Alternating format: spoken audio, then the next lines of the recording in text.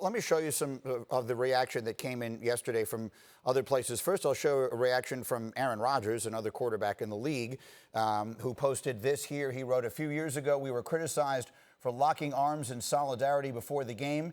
It has never been about an anthem or a flag. Not then, not now. Listen with an open heart. Let's educate ourselves and then turn word and thought into action." So that was from Aaron Rodgers. Meanwhile, Aaron Rodgers' teammate, Packers linebacker Zadarius Smith, posted this picture and very simply just posted the date that those teams will be placing each other. The suggestion here is that he is looking forward to a chance to get on the field against Drew Brees. And as I bring Bomani Jones into this conversation as well, I will quickly come back to you first, Neek, for that. When you see that being posted by an opposing defensive player, I wonder what your thoughts are on that and whether you think that maybe there'll be players who will try to take a shot at him in ways they might not otherwise have.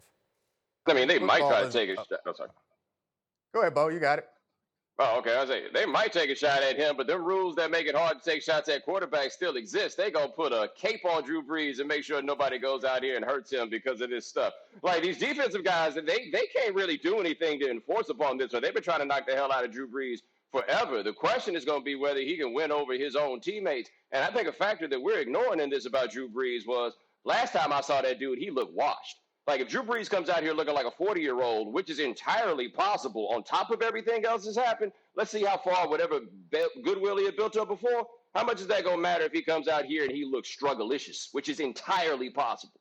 It's worth pointing out they do have two other quarterbacks on their roster, Taysom Hill, who everyone is excited about, and Jameis Winston, who could be the future of that franchise one way or the other. Dominique, you have a very skeptical look on your face. Why is that? Oh no, it was because you said they had two other quarterbacks on their roster. Sorry. Taysom Hill. I would consider. They say Taysom Hill is a quarterback on their roster. Who am I to judge? Let me ask you quickly that previous question, though. Do you think there's a guy out there, an opposing defender, who will take a shot at Brees because this has happened? No, I don't think so. I mean, football's a violent game is what I was going to say.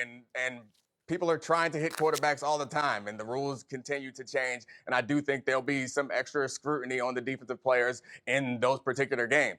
I don't know that. I strongly doubt that any player would be willing to jeopardize his team's chances of winning just to get a shot on Drew Brees. So no one's going to do anything. I don't think that maybe there'll be some more intensity in the week of practice leading up to the game, but I don't think anything's going to happen in games. There might be taunting and trash talk, but between the whistles, I don't think anything is going to happen. But I do think Bo's point about how well he plays matters, and that always matters about any transgression that any player has. If you can ball, they'll find a reason to keep you on the team, and players are more likely to forgive you. More than the goodwill stuff that I mentioned is if he's throwing touchdowns and not interceptions, guys will find a way to understand and deal with whatever other baggage he might bring to the table. Bo, here's what I really want to ask you. And it is never a good idea to judge the opinion of millions of people by the first 12 responses you see to something on social media. I grant that. But I did look after I read his Instagram post, and I started looking at the comments. And generally, all of them were negative. And they seem to be split into basically two different groups. There were those who were saying some version of, you didn't say anything wrong in the first place, I've just lost respect for you because you apologized. And then others who were saying some version of, you said what you said and nothing you say now can undo that. So I guess I would ask you, Bomani, what do you expect the reaction to the apology to be? How do you expect that to change or alter whatever the overall course of this story is?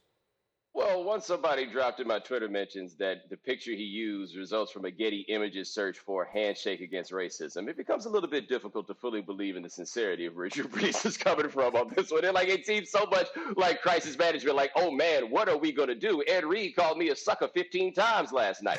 Now, I think that within his team, that's the only part that really matters is within his team, because truly Drew Brees as an endorser, the people that he endorses, this isn't causing him a problem, right? This is in line with the brand. And I think the thing that was trickiest for him is what had always been the right answer for him. And the answer that had made him wealthy is the answer that is getting him in trouble right now.